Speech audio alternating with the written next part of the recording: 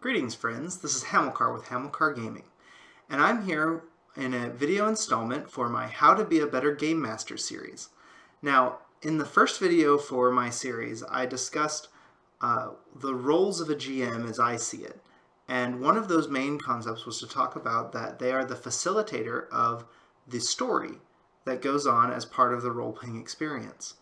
And in there, I kind of broke it down into two pieces. I said that there's the aspect of the setting, and then there's this concept that I like to call about creating events.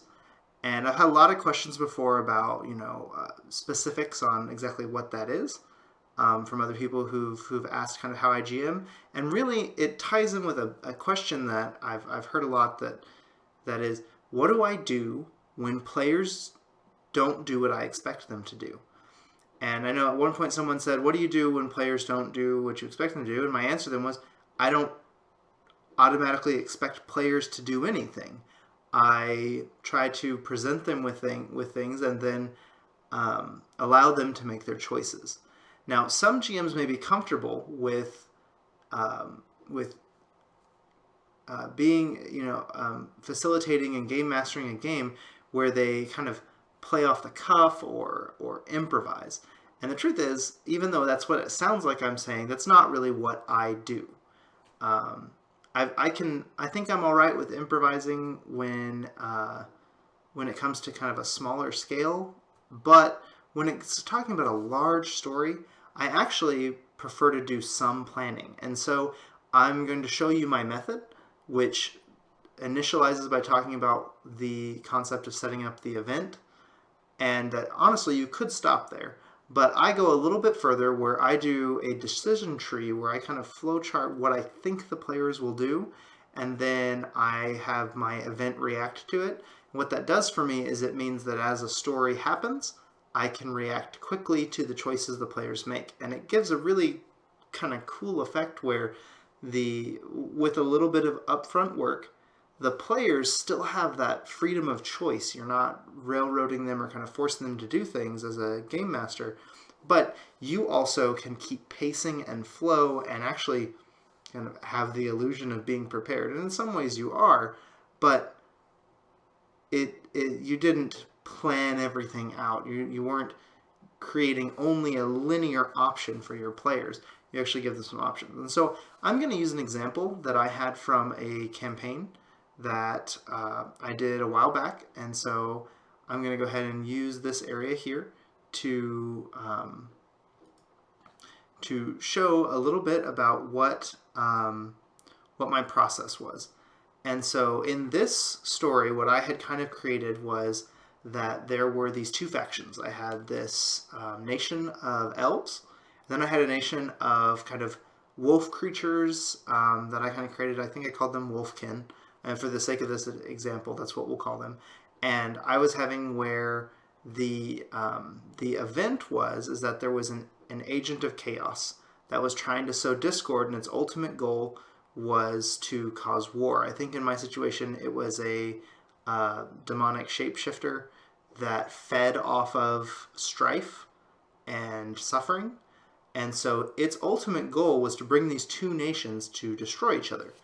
So as part of that, really, I could almost be done there. The setting is that I've got my world and I've got the two nations, but my event was that an agent of chaos sows discord and war. That's it. I could have been done. You could say, okay, I'm done. But that can end up growing into a lot more than just this. So as part of it, another thing that I like to do is a motivation or a goal that I put along with my event. Now in this case, my event is basically a villain. So it works out real well that, that I'm going to have some sort of event like that where, this villain has some sort of goal, since that's really my agent. And so his goal really is that he wants the elf and Wolfkin nations. Oops.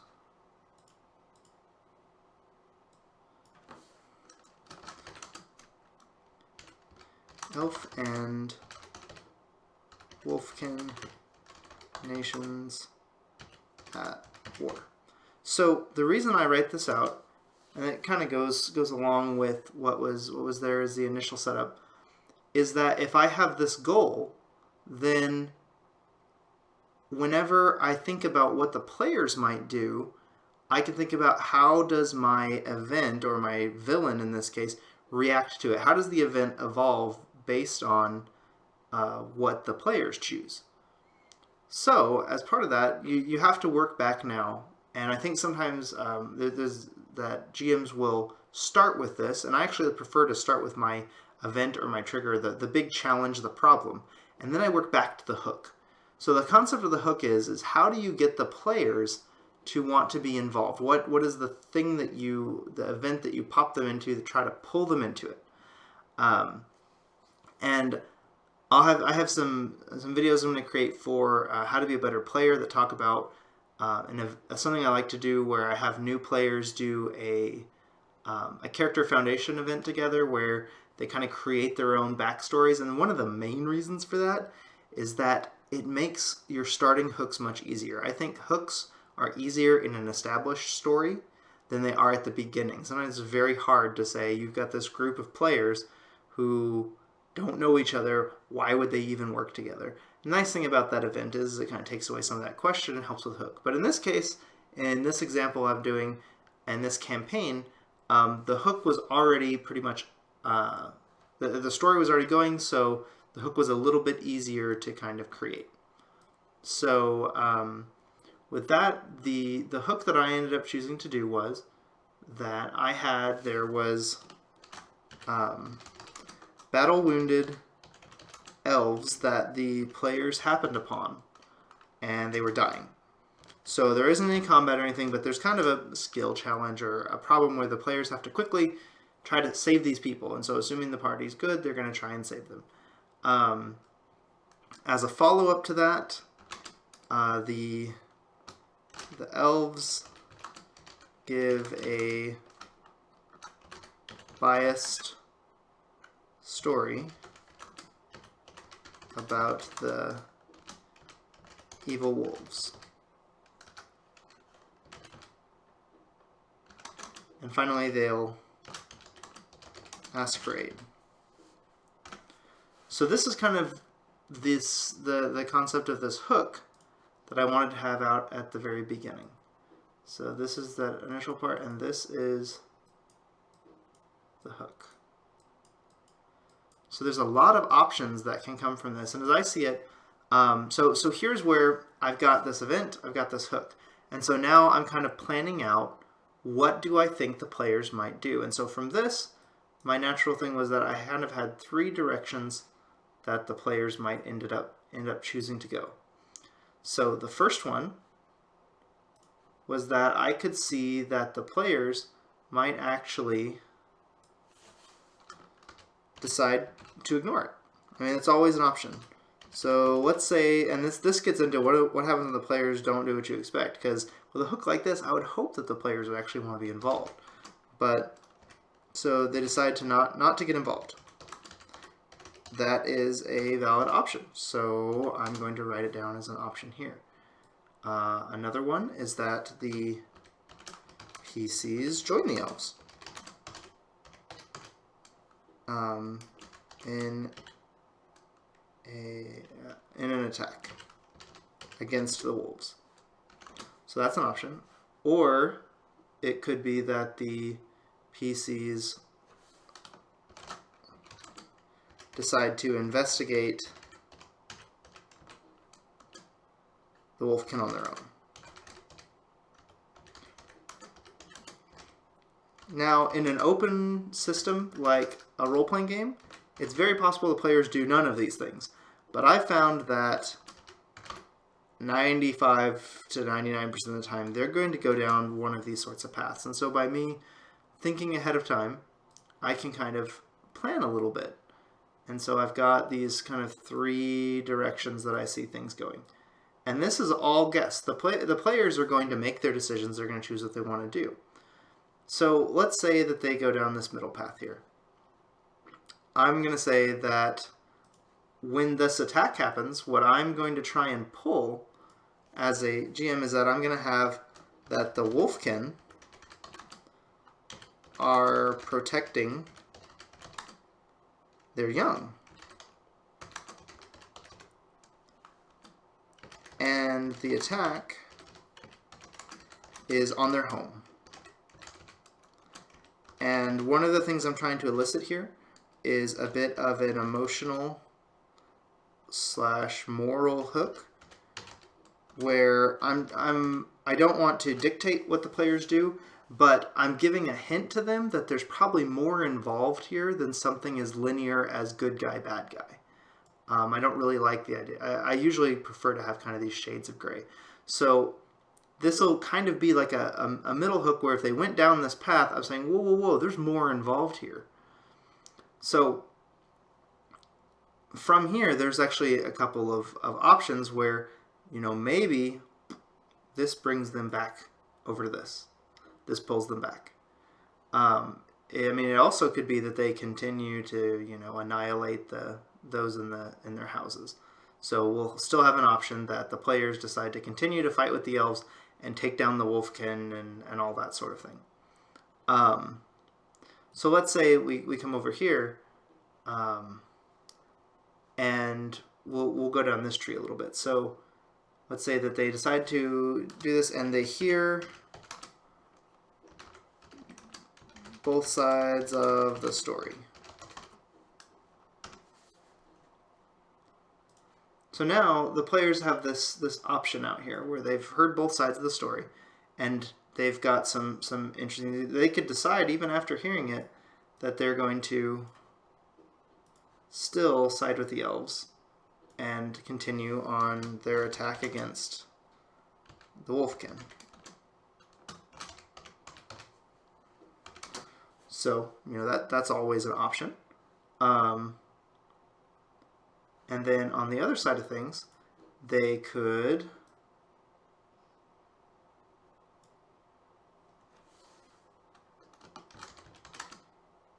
side with the wolfkin and retaliate and attack back at the elves. That's always an option.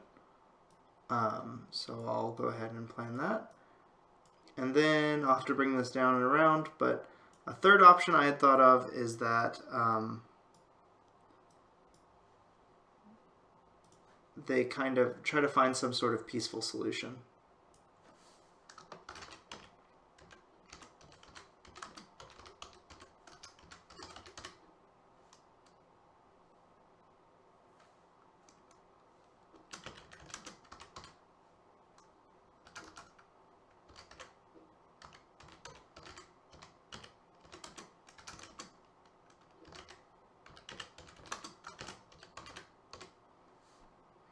We'll go ahead and say that path will probably investigate toward figuring out the bad guy, and because as I said, he's a shapeshifter. So let's say that you have this side with the elves scenario over here. So there's some options, and one thing that I think that my plan was for this was that if that path was taken, that the agent is going to convince the wolf warriors,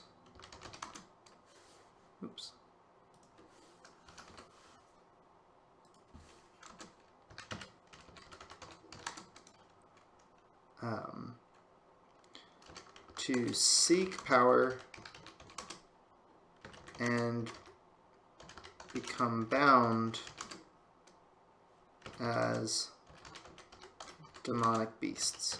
So in their in their sorrow for the situations that happened, as a result of the elves attacking and them losing big chunk of their livelihood, that this could be a side effect to where now we've got this side. So again, and let's say that you have the situation where you have them side with the Wolfkin. Well, my thought on that was you could have that, since the agent is a shapeshifter, he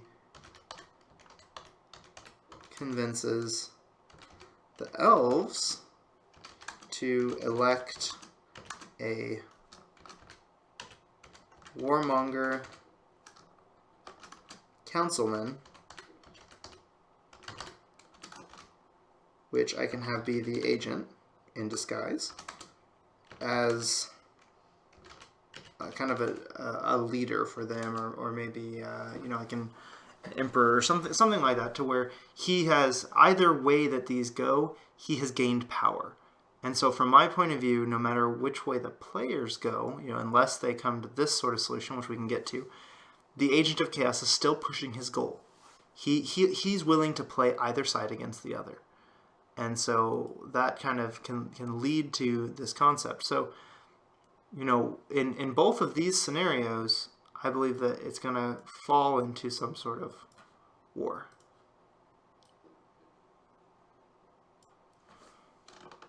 We have a big war.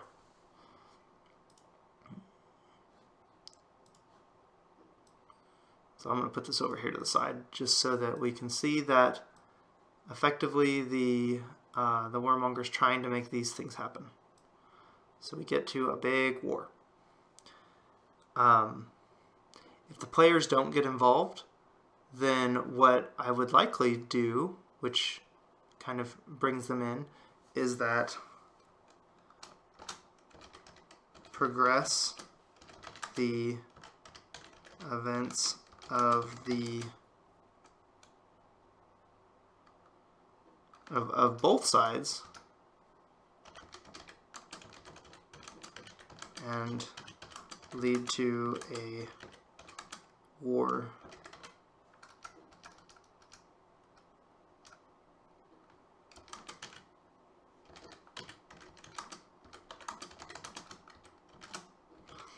So, maybe there's a little bit of cheating, but as I see it, it's not really cheating, because some people might say, hey, you're kind of forcing the PCs a little bit down this path. I mean, the PCs decided I'm not going to get involved. To me, though, it's actually rather logical that if they decide they don't want to be involved, then this is going to escalate, and it's going to eventually be at their door anyways, and now they're coming to a war. And I mean, I even feel like I could potentially have it to where, since this Agent of Chaos is playing both sides, maybe both of these quote-unquote negative things happen. So we've still walked toward to where this event that I was trying to drive toward happens. So, whatever happens with this war, we might move towards some sort of, oops, I've realized that kind of run off the page a little bit, so back things up a little bit, but so we're going to have where, no matter what happens, that you're going to have the PCs are going to beat the corrupted faction, potentially factions, depending on how things went. So, I'm assuming PCs will come out of this big war event in some way. And then it's going to lead to the boss fight, where after the culmination of all this, we are going to end up where they end up having to fight this agent of evil. And depending on how things go, he may be stronger or not. Now, this is where this part over here kind of comes in. If they sue for a peaceful thing and start investigating toward the agent, then I can have this whole investigative storyline that still walks toward this, to where they eventually figure out who the bad guy is, and there's still that boss fight for this agent. And so I know this can look kind of big, but what's happened is that I've effectively, I have a setting, I've created this event, this villain, this push, and maybe event's not the best word, but this this challenge that is presented in front of the players, this this conflict. And then what I do, and this is all macro level GMing, I haven't gotten into any details, made any maps or anything like that, but what happens is that I kind of make this little flow so that in my mind, 95% of the time, I'm going to end up back to this, which is where I, as a GM, wanted to take the story. But notice that because of this style of GMing and kind of facilitating the story is the way I want to put it, a story gets told, and the way that how successful the PCs are, the choices the PCs make, the role playing they do, which adds the character, remember they're the main characters, is all going to be unique. And you're going to end up having it where I've created that this has created something where the players still have a choice in the story and they create something, but I've pushed it to where as I see it, any one of these paths can make an interesting story. And the PCs are still the main focus, and they're going to have all these options and decisions and things, but I'm going to feel prepared on what's my next step in the story and campaign. And so it'll be easier for me not to get some sort of writer's block effect as I know where things are going to go. Now, as it so happens, when I actually ran this, of course, there's this area here, and so just if people are curious, the PCs decided to join the attack. They found out this was going on. They went and did this. They heard both sides of the story. They actually started to side with the Wolfkin, which was kind of interesting. And then something that I hadn't quite planned in this kind of happened a little bit, but when the agent did this, the players were wise enough to actually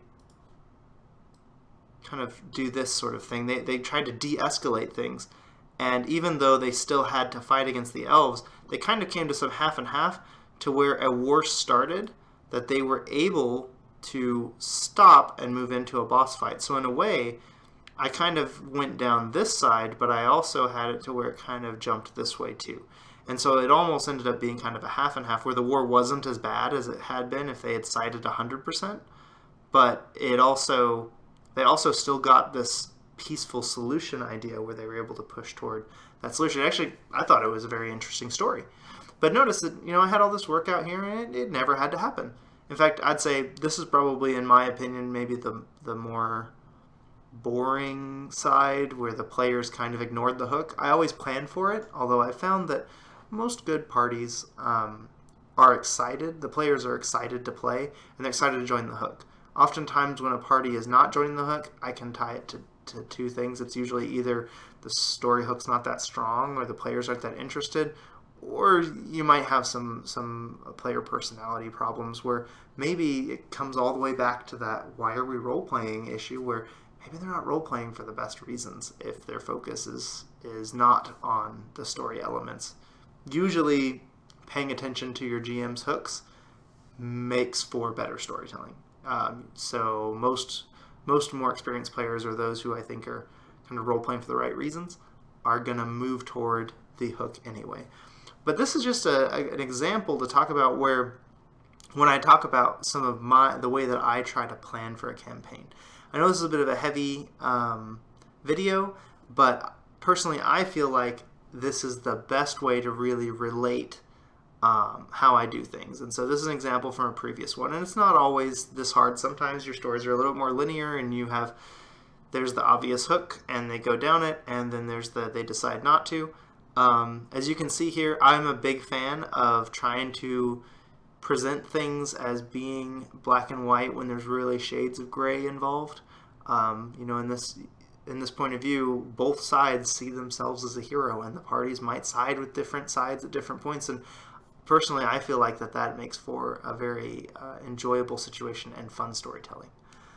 Well, hopefully this has been helpful as a video, and if you have any questions, I can definitely answer that. I'll have some more videos that talk about some aspects of GMing and planning, and while we go through the Ecthrosis Awakens, I plan on showing some of my prep for different sessions, although I will probably keep some of the major story elements hidden in those videos, as I don't want to have spoilers for my players. I'm sure that some of them will watch these videos as well.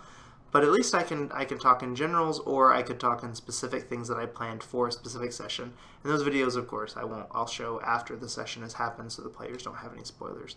But that may give you as the viewers a little bit more of an organic experience as it's going. But I thought this was a good example of a previous campaign that I had, and kind of how I played out this concept of I had a setting, I created this event. In this case, it was a specific villain. I gave the villain a goal. And then, in reality, this didn't take me that long to do. It really was just a thought exercise to kind of draw out how I expect the players to do. And then you'll notice that most of these are, if the players decide to do this, then my event, or in this case my villain, will do this, or the NPCs will do this. So every single step is that the story is driven based on the character choices. So at the same time, I'm able to feel prepared and feel comfortable. I don't have to play 100% improv, which some people might be uncomfortable with, but I still allow the PCs to be the main characters and to have that freedom of choice while also feeling prepared. I'd love to hear your opinions on this, but this has worked really well for me, and I thought it would be nice if I could share that with other GMs out there that, maybe this won't work for you, but go ahead and give it a try sometime and see if it helps to help you if you feel like you've had some trouble where you feel like you kind of have to railroad your players to get the story across, or you have players who seem to not follow along with the story. Well, thank you for your time. I hope this was helpful. See you next time, guys. Bye.